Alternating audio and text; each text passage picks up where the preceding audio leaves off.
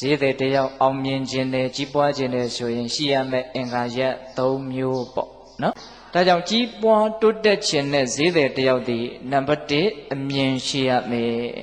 နံပါတ်2လုံလဝရိယရှိရမယ်နံပါတ်3အမိကောင်းရှိရမယ်ဘယ်နှချက်လဲ၃ချက်အမြင်ရှိရမယ်ဆိုတဲ့စကားကအင်မတန်ကျေပြတ်ပါတယ်ဒီပစ္စည်းတွေကဘယ်အချိန်မှဈေးကျတယ်ဘယ်အချိန်မှဈေးတက်တယ်ဒီပစ္စည်းတွေကဘယ်အရက်ဒေသကထွက်တာဘယ်အရက်ဒေသကတော့တိတ်ပေါ်တယ်ဘယ်အရက်ဒေသမှာတိတ်ရှားတယ်ဒါမျိုးတွေသိထားဖို့မလိုဘူးလားလိုတာပေါ့ဘယ်အချိန်မှာလူတွေဟာဘလို့ပစ္စည်းတွေကိုအသုံးများတယ်အဲ့ဒါလို့ကိုလှုပ်တဲ့ကိစ္စနဲ့ပတ်သက်ပြီးတော့အမြင်ကျယ်ရမယ်အမြင်မရှိဘူးဆိုရင်တော့ဈေးရောက်ရင်တေချာပေါက်ရှုံးမှာပဲဝရိယရှိရမယ်